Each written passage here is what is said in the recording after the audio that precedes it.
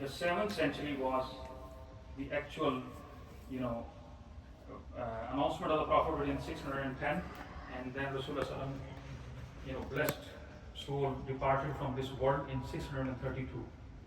So that was the 7th century. So last time I talked about the civilizations, empires, significant states, and significant tribal states around the 7th century Makkah, which included the Eastern Roman Empire, the Persian Empire, in south was Yemen, and on the other side of the Red Sea, significant country to mention was Habsha or Ethiopia of that time, Abyssinia. So after that I talked a little bit about the father of Rasulullah Abul Anbiya, Sayyidina Ibrahim alayhi salam, that how he traveled. He was born in Iraq, and then he came to Egypt, came to Canaan, and from Canaan he settled one of his sons in Makkah Mukarramah, and one Sayyidina Ishaq alayhi salam, he stayed in Canaan and those areas. So two spiritual streams of the prophethood, of the Nabuwa, of the Hikmah, they sprung from the Abul Anbiya, Sayyidina Ibrahim alayhi salam. That's where I left. So inshallah today, is it ready? We will upload later on on the Facebook. So today inshallah ta'ala, we will start from the history of Makkah. How the city of Makkah was formed, the nascent city of Makkah. Who are the early inhabitants of Makkah? When Sayyidina Ibrahim alayhi salam left Sayyidatuna Hajra and Sayyidina Ismail alayhi salam in Makkah, what were the circumstances, and then we'll go on from there.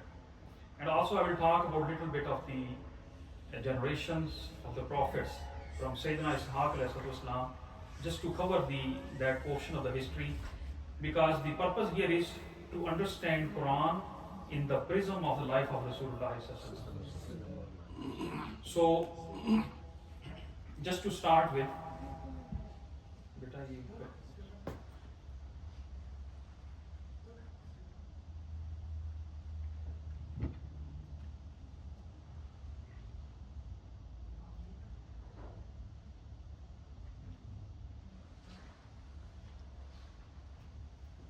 Bismillahirrahmanirrahim. Alhamdulillahillazi wahaba li alal kibari Ismail wa Ishaq. This is Quran. I just want to emphasize too that in this whole series I want to make a connection between the Quran and the life of the Rasulullah. Even the background of the life of Rasulullah, every moment of the life of Rasulullah is connected to Quran. Last time I gave a big detail about the Yamni tribes, how they settled throughout the Arabia. And later on I thought that I gave too much details, this is not relevant, and I shouldn't go in that much detail. But in Ramadan, I was going to the Quran, and when I was reading Surah Sabah, and I was amazed to see that Imam Sahib knows there is one word Allah subhanahu wa ta'ala has described the whole chapter of the inhabitant of the Yamans, which were populating the different Arabian corners, in one word. Allah subhanahu wa ta'ala says, Mubazzaqan, that we parted away the Yamanis all over the place. So I was satisfied that this is really connected to the Quran. Each aspect of the life of Rasulullah is connected to the Quran. So we see that Allah subhanahu wa ta'ala says that thanks to Allah subhanahu wa ta'ala who blessed Sayyidina Ibrahim alayhi salatu wassalam, Ismail alayhi salatu wassalam. How old we all know. He was 75 years old. He was 75 years old or more when Allah subhanahu wa ta'ala, and his wife, Akira, the Quran uses the word Akira, that she was done with all her monthly cycles and everything. But Allah subhanahu wa ta'ala, this is the miracle of Allah subhanahu wa ta'ala, and that Quran mentions Alal Kibar. In his old age, Allah subhanahu wa ta'ala is giving him Sayyidina Ismail alayhi salatu 2000 BC. And after that, Allah subhanahu wa ta'ala blessed him with Sayyidina Ishaq. Inna Rabbi la samiyud dua. There is no doubt that your Lord listens to your prayers. And then we see that last time, as I mentioned, that uh, one non-Muslim asked me a question that how come Sayyidina Ibrahim alayhi salatu wassalam, he, you know, he brought his infant son and his wife Sayyidatuna Hajra to this wilderness, to this, you know, land. There was no water and there was no inhabitants. So, but then I went into the deep research of it, and that is not true. That's not true that Makkah was not there, and definitely Kaaba was not there. And the centrality in the central portion, in the downtown, there was no population. But as the Yamni tribes, they settled all over the place in Arabia. So one of the Yamni tribes, Bani Jurham, they settled in the suburbs of the Makkah. So they were there, and then Sayyidatuna Hajra alayhi salatu wasalam and Sayyidina Ismail alayhi salatu wasalam were brought there. So it was not that there were no inhabitants there. Yes, it was a loose, you know, there were different tribes settled around it, not to the close to the Kaaba nowadays. When Sayyidina Ibrahim alayhi salatu wasalam, he reached Makkah, and he left Sayyidatuna Hajra and Sayyidina Ismail alayhi salatu wasalam there. Then Sayyidina Hajra was wondering, how come, you know, Sayyidina Ibrahim he's leaving us here in the wilderness.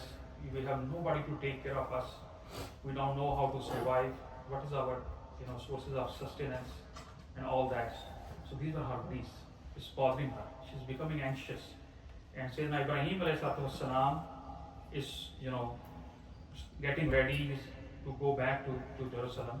By the way, it was 40 camel days. Now, in those days, as we do the kilometers and miles now, in those days, they used to measure the distance through camel days.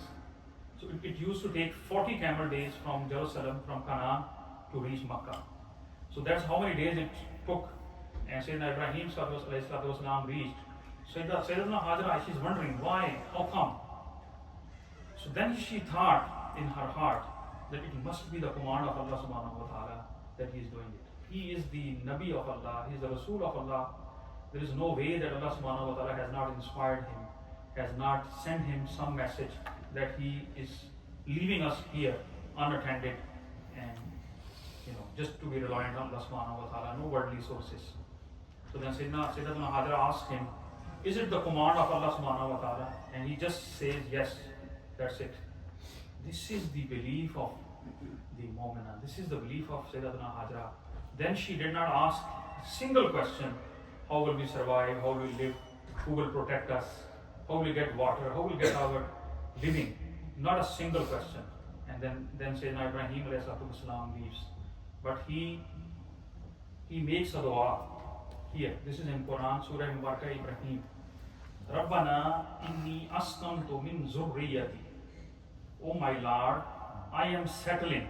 Sakunat, you know, I use the word in Urdu too. I am settling min zurriyati, from my generation.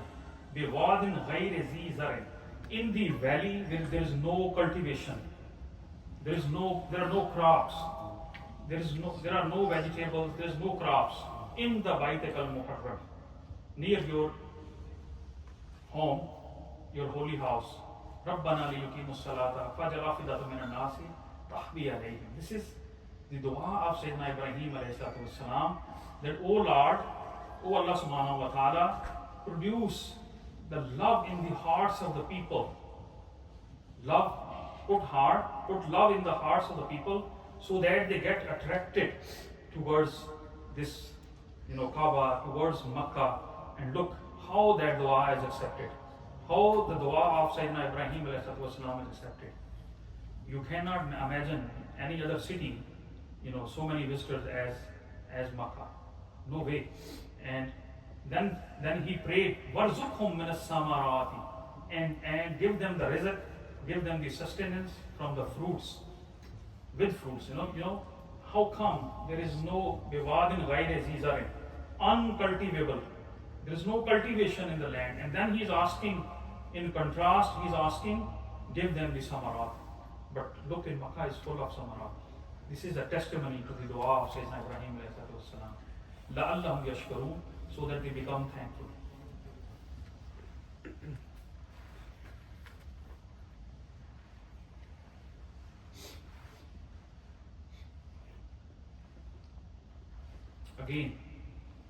Again, same kind of subject in Surah Mubarak Baqarah. Is qala Ibrahim Rabbi jal haza waladan aman. Oh Allah, this is the connection I am trying to make between the life of the Rasulullah sallallahu alaihi wasallam. As we are talking about early Makkah, these verses are talking about early Makkah. So Quran is shedding light on every aspect of the life of Rasulullah sallallahu alaihi wasallam. And Ibrahim ﷺ is talking to Allah subhanahu wa ta'ala, Rabbi ja'al haza baladan, make this town, baladan, this town, amina, peaceful. Warzuq akhlahu min as-samarat, man amana minhum billahi wal yawmil akhir. Give them the fruits to the inhabitants of the Makkah, to the Makkans. Another verse. So this actually, I searched the verses about Sayyidina Ibrahim ﷺ. If I start talking about that, it will take 3 days just to talk about how Ibrahim ﷺ is mentioned in Quran. But I just chose a couple of them.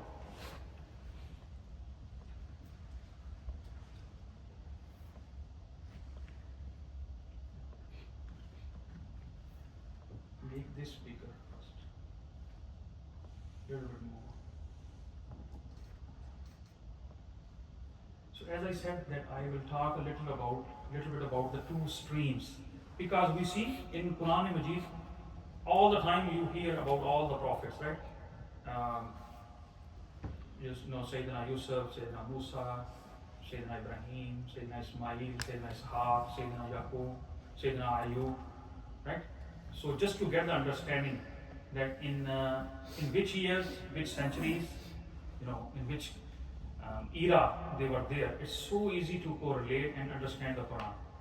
So you see, from Sayyidina Adam alayhi salam, we come to we call Nuh alayhi salam Adam al-Sani, that is the second Adam. And then if you come, you see from Nuh alayhi salam, there were 3 big generations, and from Sam all the way, there were different tribes. See, from Sam, if you go this way, after around 7 or 8 generations, you see Salih alayhi salam.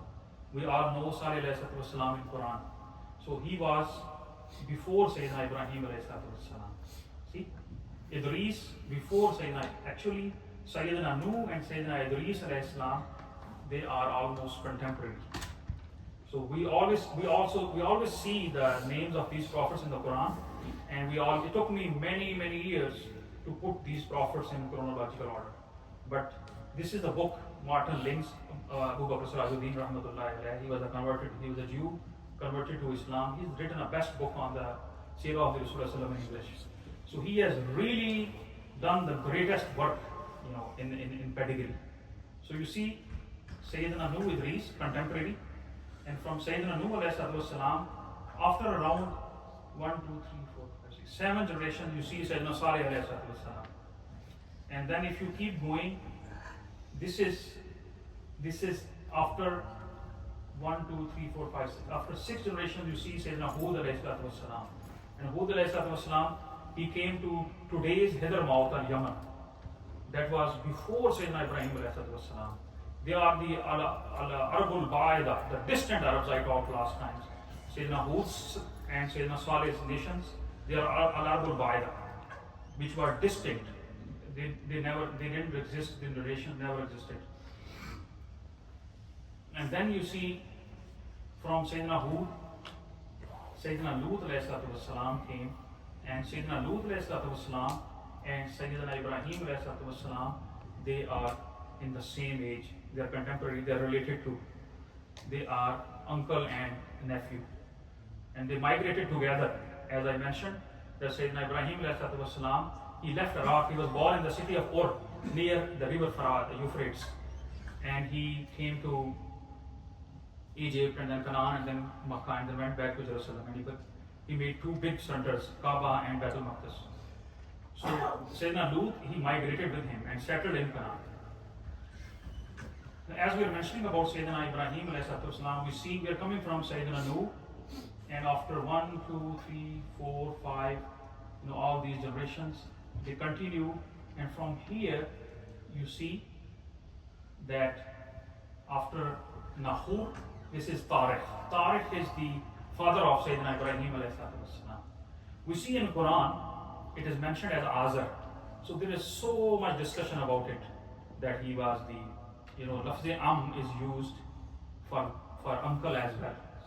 So many times it has been used. Sayyidina Yaqub alayhi salam, although Sayyidina Ismail alayhi salam was uncle of him, not father of him, but he used the word ab. Word ab he used.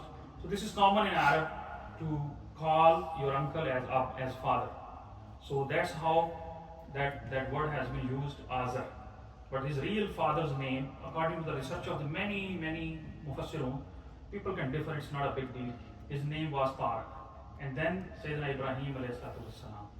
And we know the story of Sayyidina Ibrahim. I don't go in detail that how he confronted the idol worship, and then he had he chopped the heads off of the idols in the temple.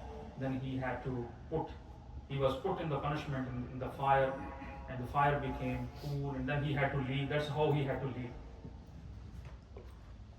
And then we see that, as we read in the Quran, that Allah subhanahu wa ta'ala gave Sayyidina Ibrahim salam alal kibari Ibrahim Ismail wa Ishaq. So first was Ismail. This is very important. This is a big discussion about biblical discussion and nowadays discussion, that we see that Sayyidina Ismail salam is Zabiullah. Sayyidina Ibrahim was ordered in manam, in dream, that Allah subhanahu wa ta'ala ordered him, and go and slaughter your only son. Slaughter your only son in the way of Allah subhanahu wa ta'ala. Sayyidina Ismail salam, he was adolescent, not even adolescent at that time. Adolescent is 15 or 16 years. The legal adolescent word used in our countries, 15, 16. He was only 13. He was just you can say he's a child, he was a lad. At that time, Allah subhanahu wa ta'ala said that to Ibrahim salam, that you go ahead and slaughter your son.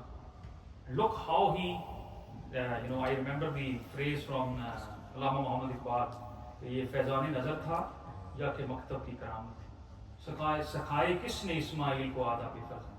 He said, were these the eyes of the Sayyidina Ibrahim alayhi salam, or was this the upbringing of Sayyidina Ibrahim alayhi salam, that how obedient was to his father. Look, he's 13 years of age, and who 13 years of age is up to the level of this piety, to this taqwa, to this height of the consciousness of Allah subhanahu wa ta'ala, to this obedience of his father, to the respect of his father, that he's not only saying that I want you to study these 2 chapters, I want you to not go here.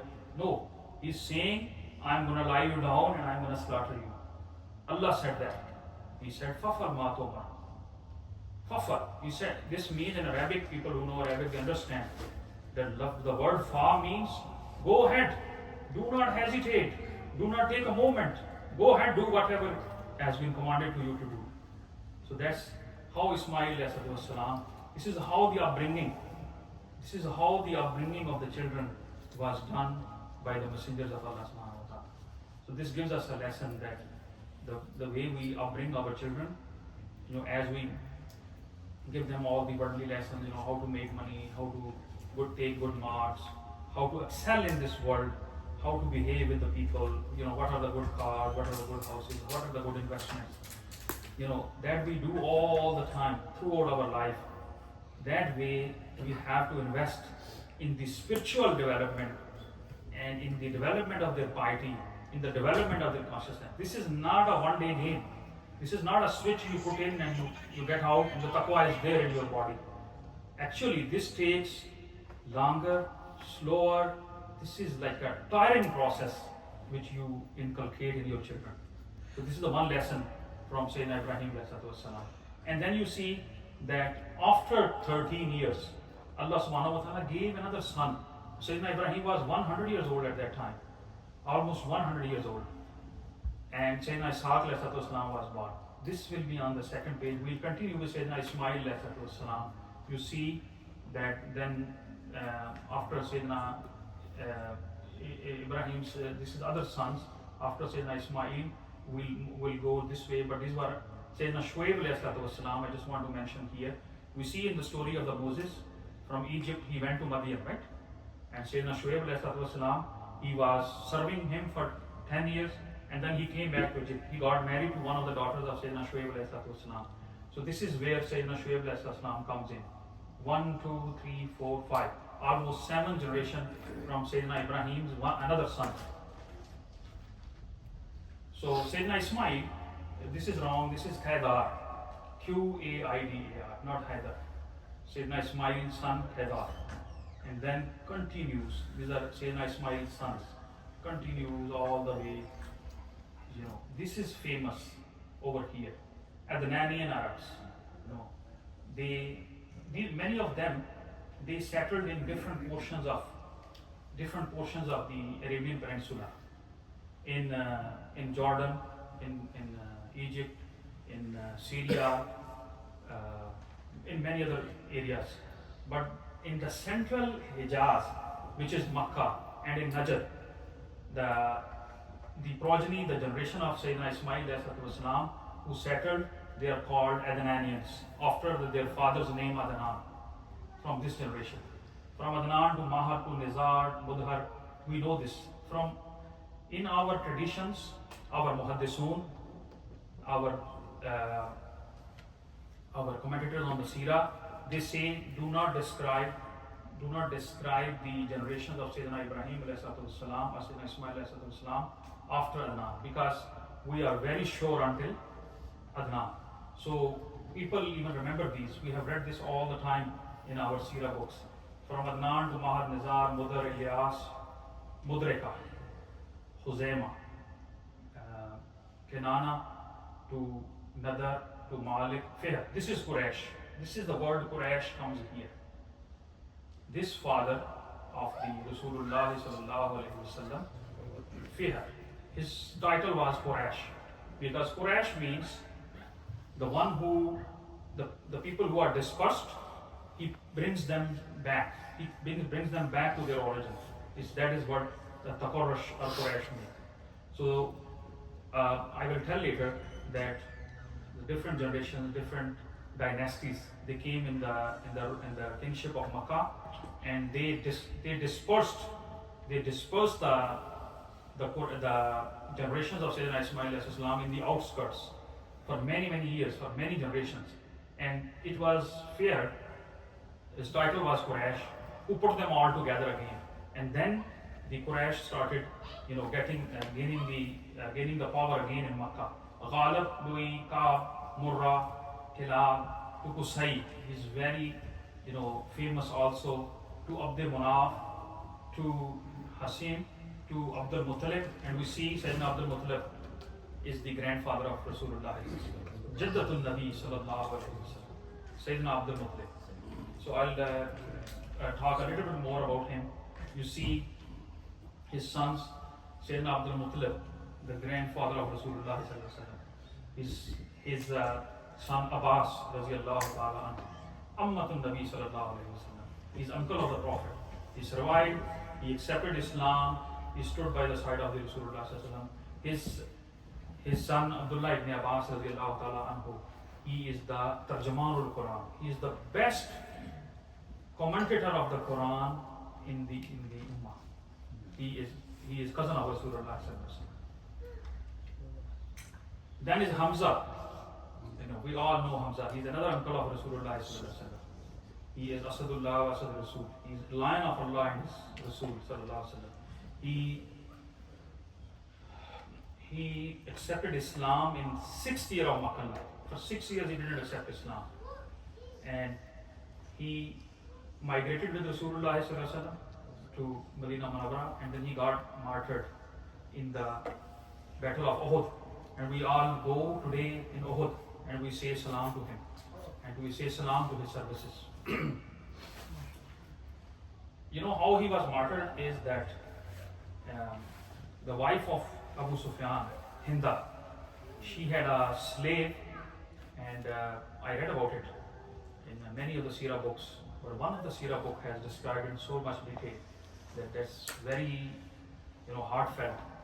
She said that you go, open the belly of the Hamza radiallahu ta'ala anhu, take out all the organs, take out the pancreas, liver, take out all the intestines, take out spleen, take out all those, make a garland and put in your neck. Make a necklace of it and put. That's how furious she was about him. So this is Sayyidina Hamza, and Rasulullah loved him. He used to go every Wednesday probably to the Shuhada, and he used to say salam to them. Haris, Abu Lahab, full surah came in the condemnation of Abu Lahab. Tabbat yada Abi Lahabin Qatab. We'll talk about when it comes. So this also gives us, people may differ, but I will just keep it there, please. Okay, you can make it up and you can leave it.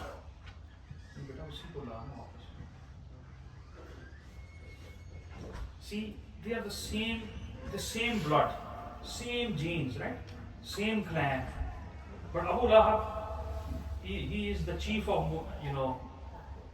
the people who are condemned. Even the surah came in the condemnation of Abu Lahab. On the other hand, we are talking about they are the lions of Allah, they are the Tarjuman al-Quran, they are the best narrators. Sayyidina Abdullah ibn Abbas narrated thousands of, he is Kasirul Rawaya min al-Sahaba, right? So that really means which family do you belong doesn't mean anything, to be honest. Look at that. It really doesn't matter.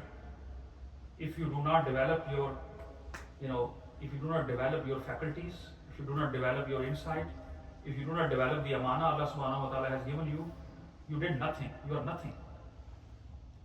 As there is example in Quran, people today ask me, do the Sadat's children, if they do bad, Allah subhanahu wa ta'ala will punish them? I don't answer this question. I say go to Quran and see what happened to the Nuh alayhi salatu wasalam.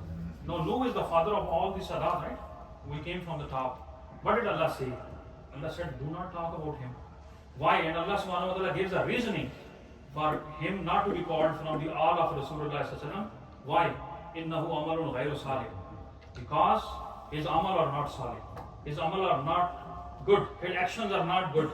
So that means that actions mean a lot. Because nowadays there is a disease spreading in our, in our society that this person belongs to this, big chain and this that, and whatever they ruin the Sharia. Whatever they want to do, we go and kiss their hands. No, this is not the Sharia Rasulullah brought.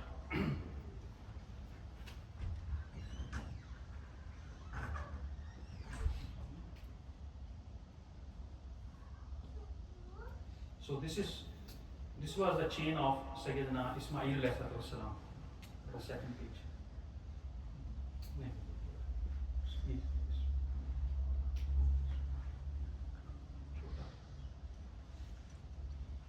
इधर लेके आओ इसको छोटा.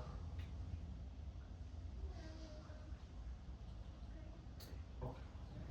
So there we talked about, we talked about Rasulullah sallam, and we know that Rasulullah sallam is a descendant of Sayyidina Ismail alayhi salam. After Abdul Muttalib is Sayyidina Abdullah, and Rasulullah sallam is the son of Sayyidina Abdullah. But as I said that this is worth mentioning, the second spiritual stream of Sayyidina Ibrahim alayhi salam. Why? Because to understand Quran you need to know when these prophets came, what is their generational stop, and what were their times. So Sayyidina Ishaq alayhi salam, we see his son, very famous son, Yaqub alayhi salam, Jacob in English.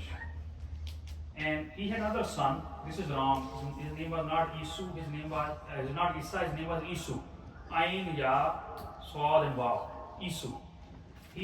And from his generation, Sayyidina Ayub alayhi salam, and then Sayyidina Zulkifl alayhi salam, they came. And from Sayyidina Ishaq, you see Jacob, he had many sons, as we all know, and one of them was Sayyidina Yusuf alayhi salam. We see that Yusuf alayhi salam settled in Egypt. He became the finance minister, you can say, the treasury minister, or minister for food, agriculture, or prime minister of Egypt. anything you can say. He had all the powers, and he ruled over there. And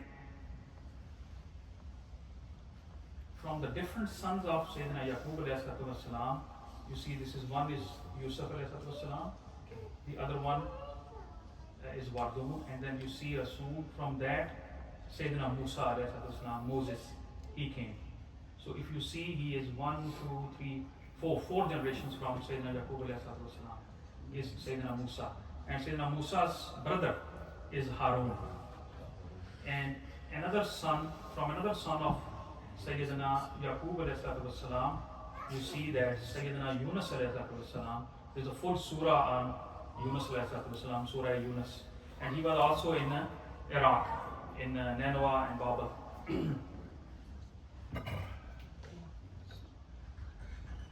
And from Sayyidina Harun alayhi salatu wasalam, you see that if you keep going, there are different springs are coming out. And from this generation as well. You see that from Sayyidina Harun, after a generation, you see Sayyidina Ilyas in Quran also mentioned. And then from this side, you see that Sayyidina Dawood alayhi salatu wasalam, which is also mentioned in Quran. He was a king and a prophet. Here the kingship comes. The kingdom of Jerusalem was established here in Sayyidina Dawood. And when was that? It was 1000 BC. 1000 years before Sayyidina Isa alayhi salatu wasalam was born. From Dawood, Sulaiman alayhi salatu wasalam. And from Sulaiman, if you keep coming, Sayyidina Zakaria. And from Sayyidina Zakaria to Sayyidina Yahya. You see that they are very close to the time of the Prophet. Why? Because Isa alayhi salatu wasalam is right here. So he was born in 0 BC, and his life was around 33 years. And 570 years after that, Sayyidina Rasulullah sallam was born. And after Sayyidina Zakaria is Sayyidina Yahya alayhi salatu wasalam. So this gives us account of almost all the prophets, around 26 to 29 prophets who are mentioned in Quran. So this gives us a background. You see how Sayyidina Ibrahim alayhi salatu wasalam is blessed. That's why we are commanded to send the salat upon it, which we say, Kama sallaita ala Ibrahim wa ala ali Ibrahim. That makes sense. Right? Why Allah chose Sayyidina Ibrahim? Because he is the father of Rasulullah. He's father of so many Anbiya. That's how Allah subhanahu wa ta'ala chose Sayyidina Ibrahim wasalam, and his all to be blessed. His all is all full of prophets. And his creed was Millat Ibrahimiyya. Another topic to discuss. When he came, and this is very misconception. I studied this a lot. Whenever we talk about Makkah, we start thinking that as soon as Sayyidina Ismail left, and they started worshipping idols. This is a very good question to ask. That how come the oneness of Allah subhanahu wa ta'ala, Tawheed, it never stayed for even a little bit. That's not true. It stayed for at least 2000 years. And the first idol, if you are very, very lenient to the history, the first idol which was brought in Kaaba in the holy sanctuary was in 100 years after Sayyidina Isa alayhi salam was born. 100 CE, 100 AD. But that is not even true. The truth, the most of the scholars, they say that the first idol which was brought from Syria, Hubal, it was brought in 440 CE.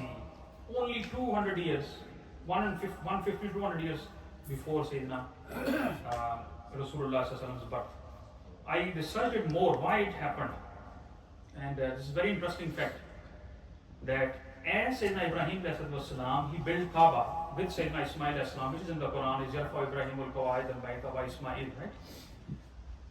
All the prophets from the generation of Sayyidina Ishaq, they always have been coming to the annual pilgrimage, which is Hajj of the Kaaba. So this is not like the prophets never visited. Almost every prophet has visited Kaaba, and they have done Hajj. This was a very interesting fact. And in those days, when you come, it's not like a 17 days Hajj nowadays we do superstar Hajj. They used to come and they used to talk to each other. They used to, exchange the words. So this place always had the message of Allah subhanahu wa ta'ala. They had chances to meet these prophets all the times. So thousands and thousands of prophets have come to Kaaba and they have done their annual pilgrimage, they have done Hajj. Because Hajj is a sunnah of Ibrahim alayhi salam. Hajj was always there. Sayyidina Rasulullah just removed all the bid'ahs, all the associations, all the things, wrong things which have been incorporated into the Hajj. He removed all those. All the other manasik, all the other procedures are the same. So that's how the message of Tawheed, the message of the millat of Ibrahim salam, and the message of the institution of the prophethood, it always stuck in the minds of the Makkans. Time.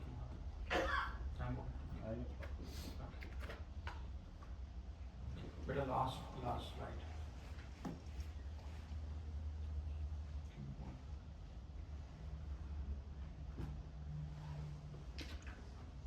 Keep going.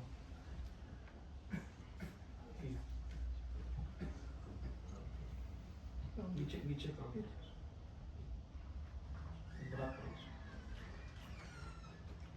Yeah, there are too many details. The way I go, it will take forever. But I just want to finish the history of Makkah today, just in 2 minutes. And I will skip all the slides, and I'll just use this diagram. As I mentioned, Sayyidina Hajara and Sayyidina Ismail alayhi salam, and I mentioned that it was tribe of Banu Jurham, which was in the neighborhoods of Makkah. And when we all see that we'll talk about next time the spring of Zamzam and how it came between Safa and Marwa, and how Allah subhanahu wa ta'ala respected, her servant, that even today we follow the footsteps and we walk in the footsteps of the Sayyidatuna Hajara alayhi salam. Min as-Safa wal Marwa min sha'irillah, right? So Sayyidina Ismail alayhi salam, he married in the Bani Jurhams, and he died at the age of 137. So Banu Jurham, they were a big tribe. Sayyidina Ismail was just an Arabizer. He was a Hebrew. He came and he learned Arabic there from Banu Jurham. They were the settlers in the Makkah. They were the owners of the Makkah. So he got married in the tribe of Banu Jurham, and they ruled the dynasty of Makkah, Banu Jurham, in collaboration with the generations of Sayyidina Ismail alayhi, not in opposition. They were in harmony. They ruled Makkah for 1600 years. 1600 years, until the birth of Sayyidina Isa alayhi, they ruled Makkah Mukarramah, Banu Jurham. And many other tribes came around because the water was a big deal in those days, right? For the barren lands. So originally they were from Yemen, Banu Jurham, as I mentioned many times. So they maintained the control of Makkah for nearly 2,000 years. Ultimately, they were ousted by because they corrupted. They became corrupt. They started as they knew that we have the power. When people have the economic power, they try to abuse. This is a rule not even today. This is a rule forever. Any human history you will read, you will see that. They knew that we have the power of Zamzam. We have power of this water. So they started acting, in a hostile way. They were hostile and they showed aggression to the other Arabs. And ultimately, when you do these things, the rebellious attitude comes. People start, moving against you. That's what happened. So what happened is that Banu Khuzaya, another tribe, they were in the neighborhoods of the Makkah. They were settled in the neighborhoods of the Makkah. They got that chance and they ousted Banu Jurham in 100 CE. 100 CE. So Isa alayhi salam has born in Jerusalem. His time has passed. Christianity is there. This is that time. The tribe of Khuzaya, originally from Yemen, everybody originally from Yemen, they established here in 100 CE, 470 years before Sayyidina Rasulullah was born. That's where it is. That's how the idol worship came. The idol worship came in Kaaba in the time of Khuzaya. As I mentioned, for 2,000 years, even 100, they started their dynasty in 100.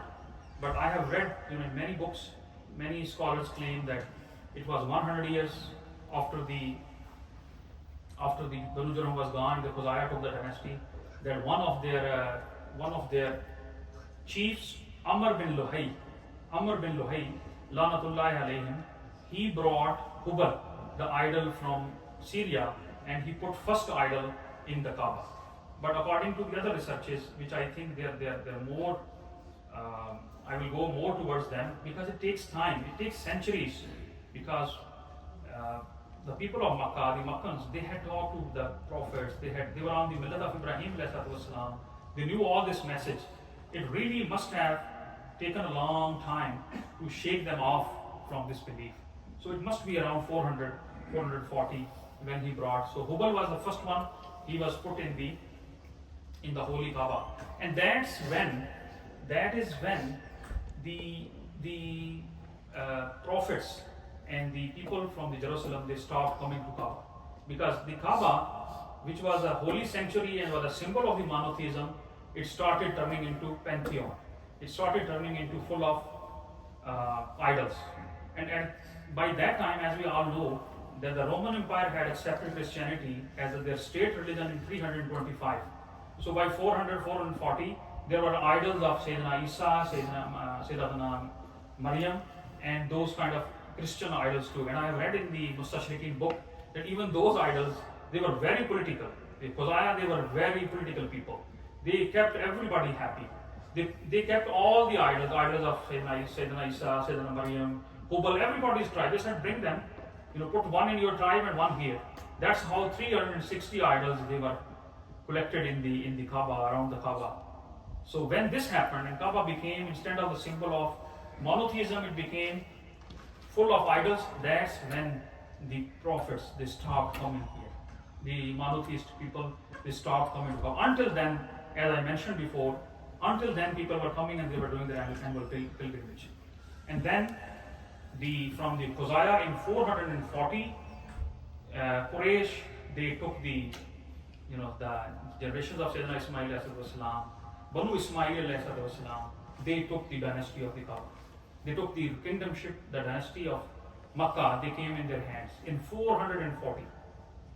And from Qusay bin Kilab, he is the great grandfather of Sayyidina Rasulullah ﷺ. He was the great man who took back this legacy of Sayyidina Ismail ﷺ from Khuzaya, which was being corrupted. Last thing, very last sentence. When Banu Jurham, they lost their dynasty of Makkah at the hands of Khuzaya in collaboration with Quraysh, they were so rude, they were so hostile, they were so aggressive. They, the well of Zamzam, which has sprung in the sand from the heels of Sayyidina Ismail ﷺ, and it was watering the Arabs for 2,100 years, 2,100 years. They were so cruel. They said that if we are not the rulers, we are going to close this well. And they closed the well, because later on we will learn that Sayyidina Abdul Muttalib, the Jaddat Nabi, the grandfather of Rasulullah, he will reopen it, right? He will get the dreams over and over, and he will go and open the well of Zamzam.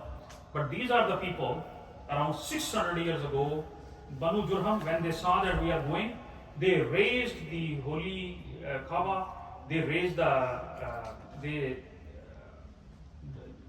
filled the spring of Zamzam. So that's how it was buried. So we'll start inshallah next time after the dynasty of the Quraysh in Makkah from 440. And inshallah we'll cover until 570 the rebirth of we have to talk about the forefathers of Sayyidina Rasulullah, Qusay, and then we will talk about Sayyidina Hashim, the significant forefathers of Rasulullah. We'll talk about Sayyidina Abdul Muttalib, and in Abdul Muttalib's time there will be reopening of the Zamzam, and there will be Ashabul Fil, Amul Fil, which Quran also mentions, Surah Fil is Imam Sahib read today. So that's how Quran is connected to each and every aspect of life of Rasulullah. And then inshallah after that we will talk about the birth of the Rasulullah. May Allah subhanahu wa ta'ala give us tawfiq that we go in the depth of the footsteps of the Rasulullah sallallahu alaihi wasallam. And we learn the love of Rasulullah sallallahu alaihi wasallam, not only to love him, but to live his message. Sallallahu alaihi